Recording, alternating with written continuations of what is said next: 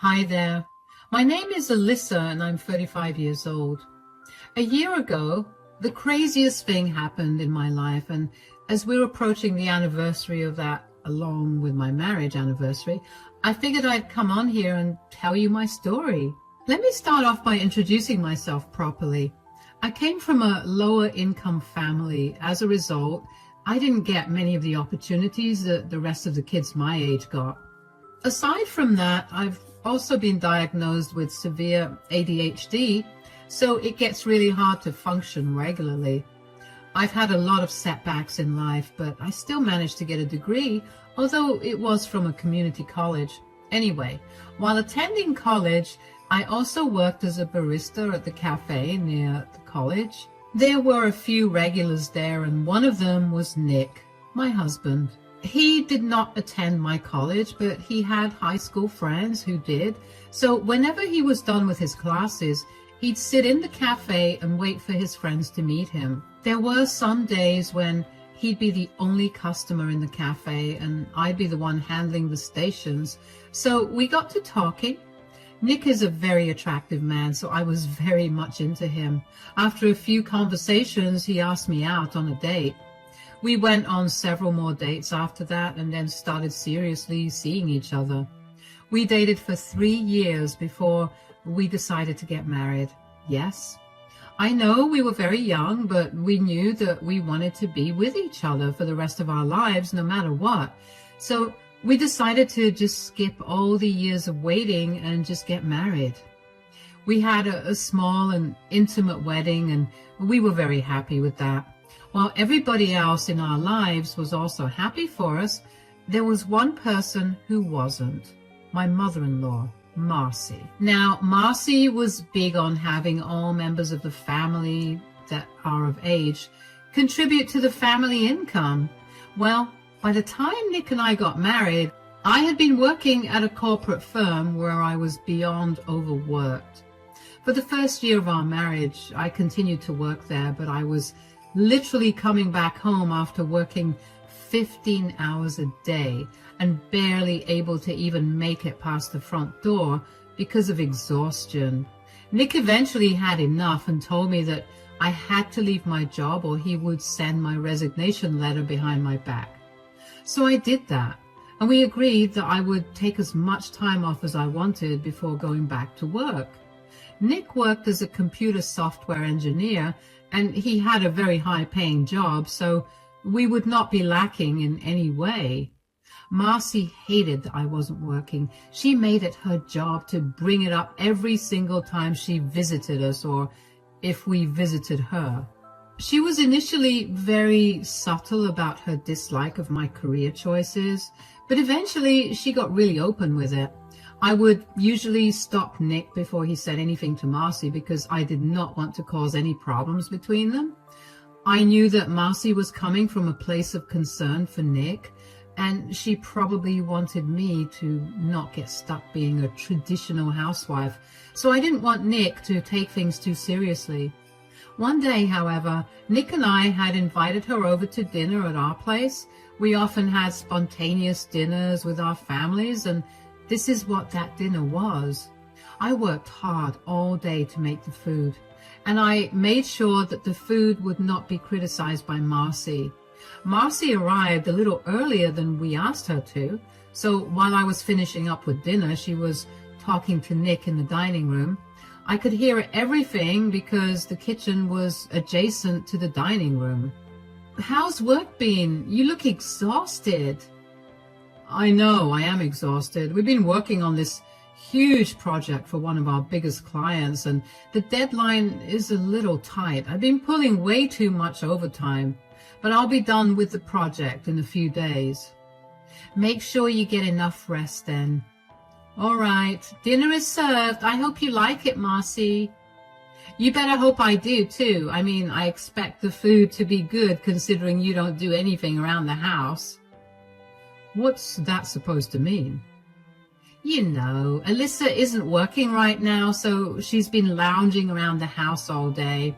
She had only one job to do today, and that was to cook. If she can't even do that, then I think that you'll have to reconsider your relationship. What are you talking about? Who said anything about me lounging around the house? Oh, come on. There's so much dust around the house. If you kicked up the air conditioning in here, I'd be sneezing my lungs out. I get that you're very passionate about women working and contributing to the household, but you don't get to insult Alyssa for not doing that. Just because she isn't contributing financially to our house doesn't make her work any less valuable. What work does she do? Paint her nails and occasionally do laundry? That's just a glorified maid, Nick. I do a lot more than that. And I'm only not working right now because I overworked myself at my previous job and ended up having a mental breakdown. Stop belittling me and my work. This is my time to take a break. And Nick has been the biggest support of all. Of course you have some stupid excuse ready to justify your laziness. My son deserves better than some leech. He's just blinded by his love for you, so he doesn't see that he can very easily choose to not support you. You know what? That's enough, Mom. You've been far too disrespectful, and I do not like that. I want you to leave my house right now. I want nothing to do with you until you apologize to Alyssa for all the mean things you've said. Don't be so dramatic, Nick. There's no need to get so defensive and throw me out of your house. I mean it. Get out. I will not let you disrespect my wife like this. You're entitled to your opinions, but you are not allowed to impose them on someone else. And you're definitely not allowed to make them feel bad for not doing what you want. I can't believe you're choosing your leeching wife over your mother, but okay, I'll leave. I was beyond hurt that Marcy viewed me in that way. I couldn't understand why she hated the fact that I wasn't earning money. I mean, yeah, I felt bad about it too, but she hadn't seen me at my absolute worst because of how hard I'd overworked myself. I'd stretched myself out, so I think that it took me months to recover from the stress. The more time I spend away from work, the better my mind feels, and that's what Nick has repeatedly stressed that he cares about. Was I the best housewife? No, of course not. But I made sure that all of Nick's needs were taken care of. I cooked all of the meals and kept our spaces tidy, so even if they weren't very clean, there was no mess. I was really glad that Nick had stood up for me that day. I was too shocked by what Marcy had said to even stop Nick. But his standing up for me against his mother made me feel better about my decision to stick to being a housewife. After Marcy left that day, she left me a long message about how I had poisoned Nick's mind. I deleted her message and chose to ignore it. I knew that Nick supported me regardless of what I did, and that's all that mattered to me. Nick, on the other hand, was beyond furious at his mother. All the times that I stopped him from standing up for me bubbled up and exploded. He could not bring himself to think of his mother without getting really upset at how she'd treated me. He refused to talk to her, and initially I respected that.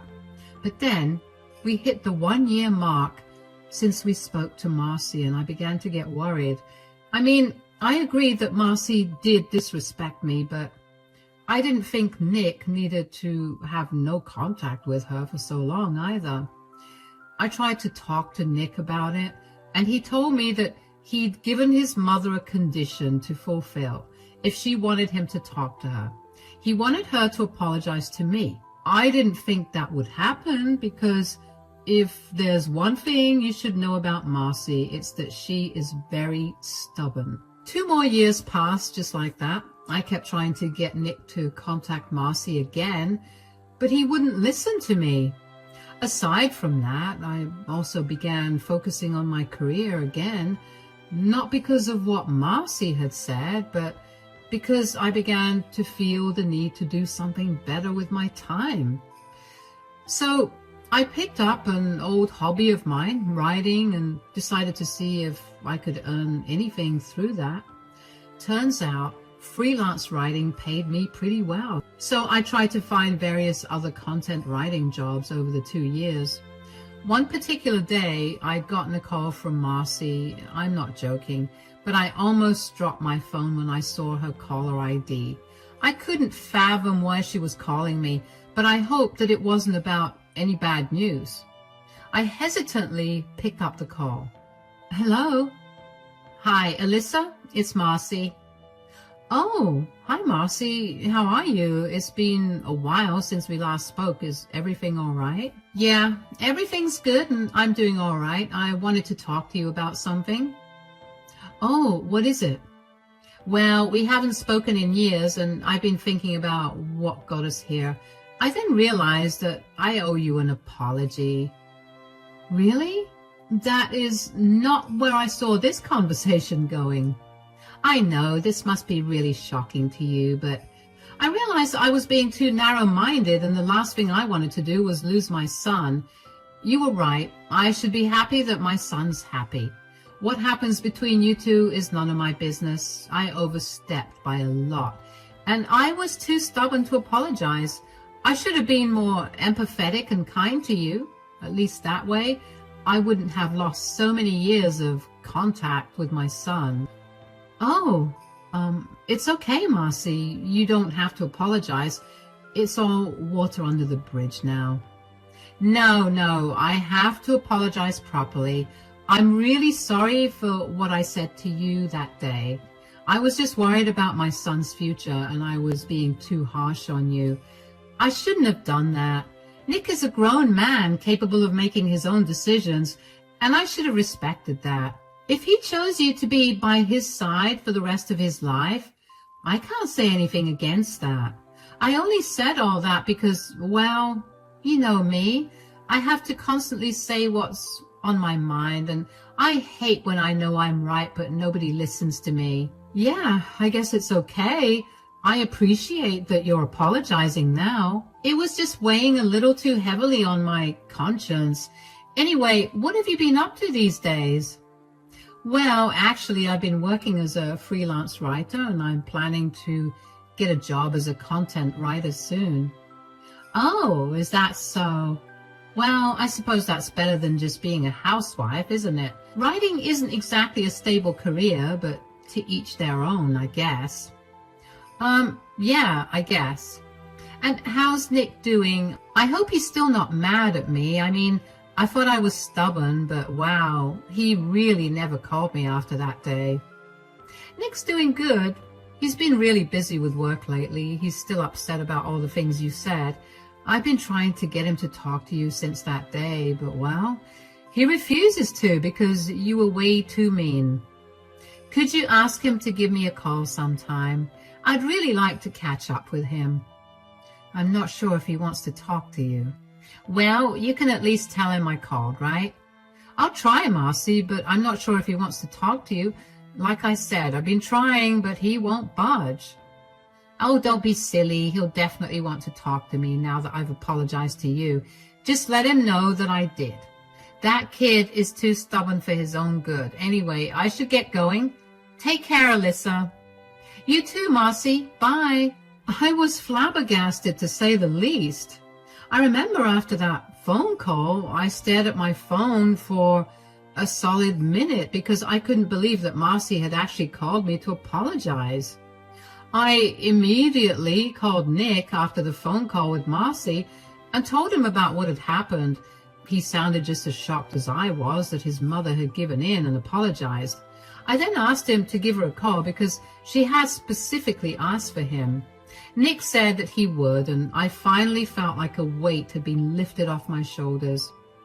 It felt so weird being the reason for ruining the relationship between Nick and Marcy, and I really wanted their issues to be resolved. So when, in a week, they were back to being on good terms, I felt great. But it quickly became apparent that Marcy's apology was not a genuine one. I mean, for the first 2 months or so, she was really nice to me. She never brought up my career, not even subtly or as a joke.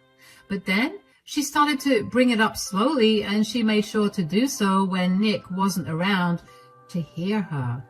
I didn't say much to her, and I guess she took that as a cue to be bolder with her words.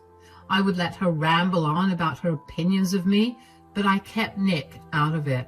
I didn't want to be the reason for them not talking again. At some point, Nick figured out that his mother had gone back to her old ways, and I had to beg him to let it go. I had managed to land a good job where I earned a decent amount of money, so all of Marcy's words meant nothing to me. She refused to listen to me when I tried to correct her, so her words were only coming from a place of ignorance. Nick still was not okay with his mother's behavior, so we distanced ourselves from her.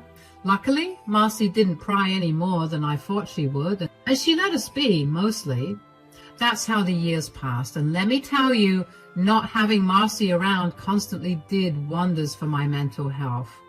Nick and I were doing great too, and we began preparing to celebrate our 10-year anniversary.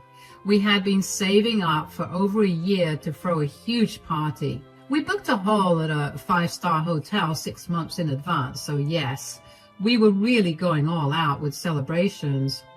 About a month before our anniversary, Marcy asked us if we were free to have lunch with her one day. Nick and I reluctantly agreed and met up with her at her favorite restaurant.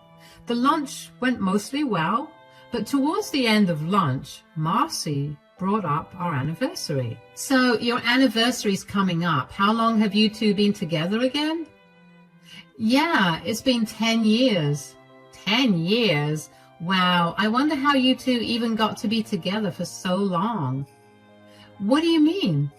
I mean, no offense, but I figured that you two would break up a year into your relationship. Why would you think that? I don't know. Intuition, I guess. Well, you were wrong. I've been really happy to be with Alyssa, and I'm so glad that we'll be celebrating 10 years together. Although we've been together for 13 years, technically. Wow, that's a long time. So have you guys planned out anything to celebrate your time together? We were thinking of throwing a huge party. How huge? Like booking a hall and having all our friends and family there.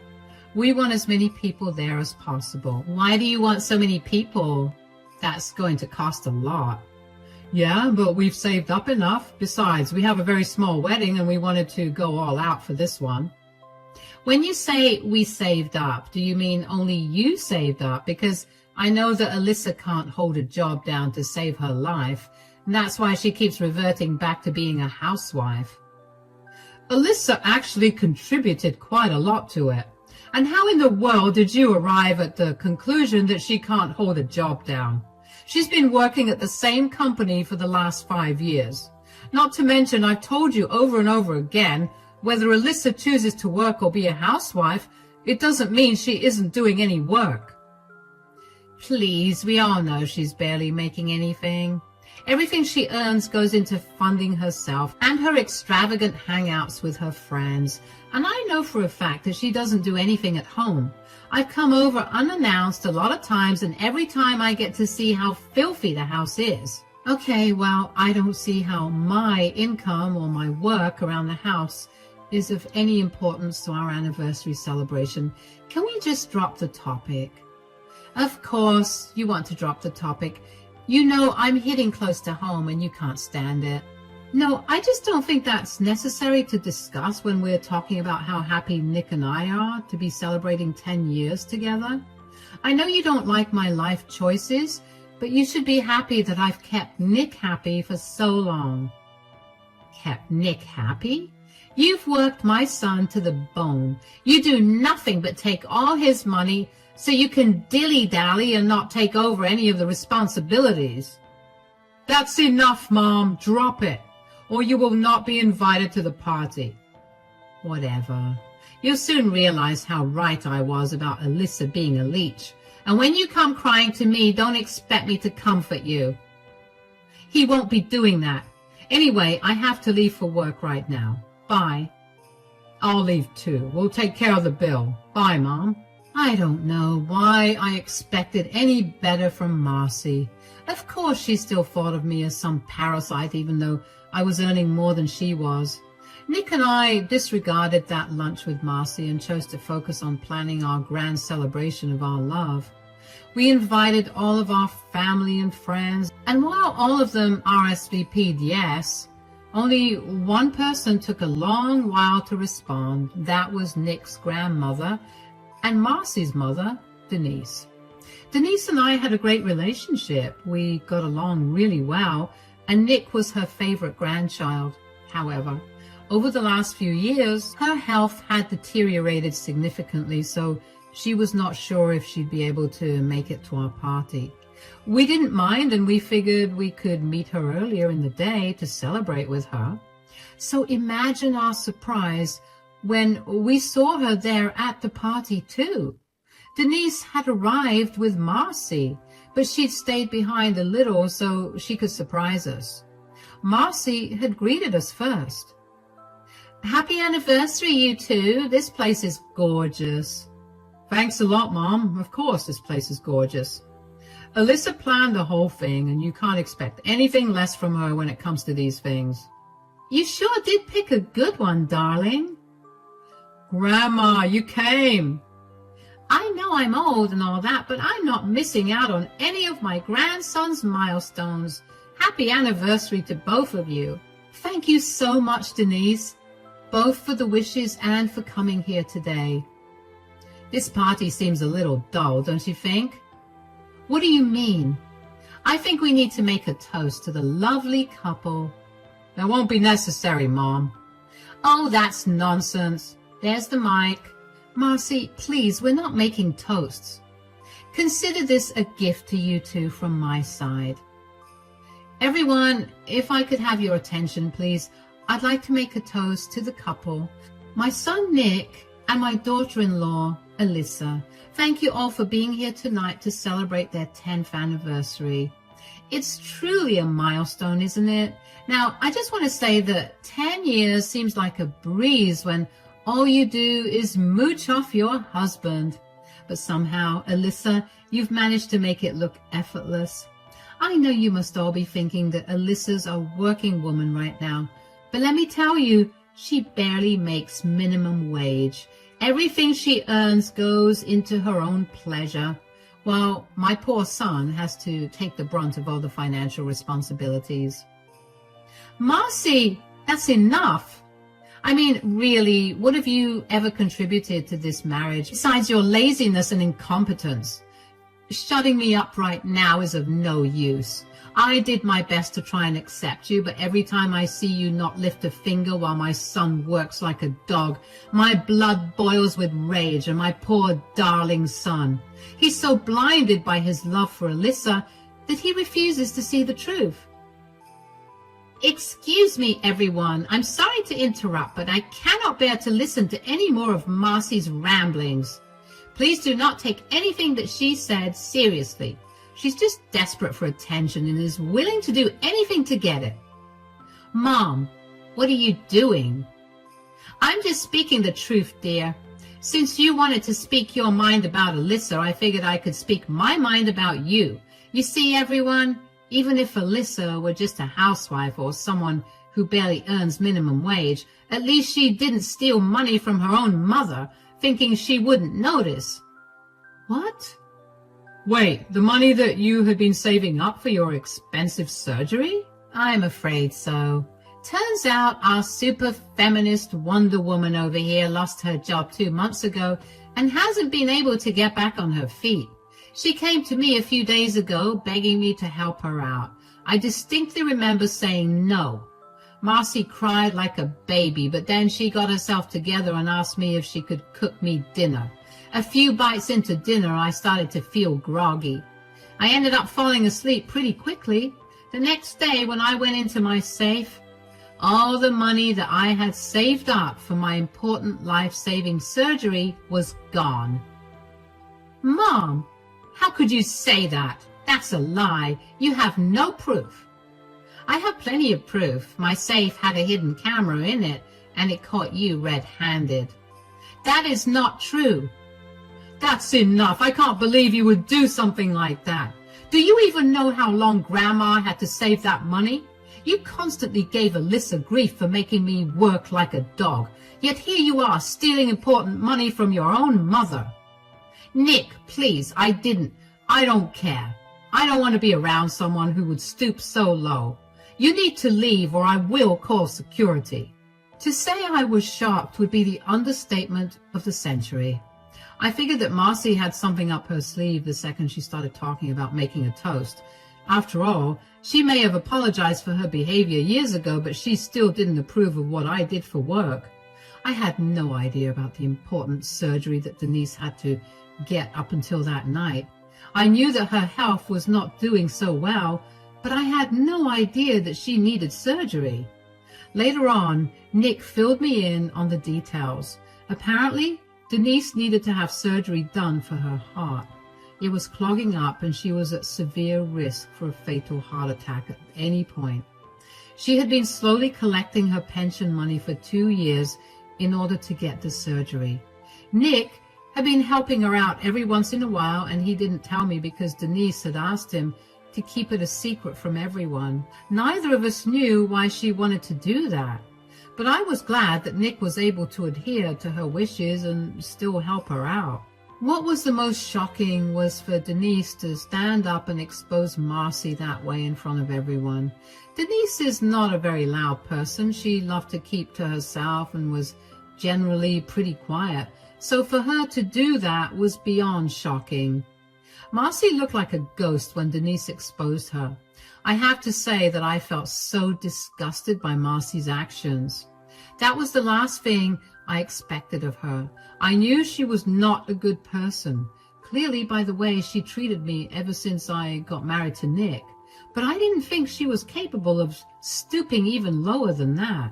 The rest of the party went great, and thankfully no one brought up what had happened.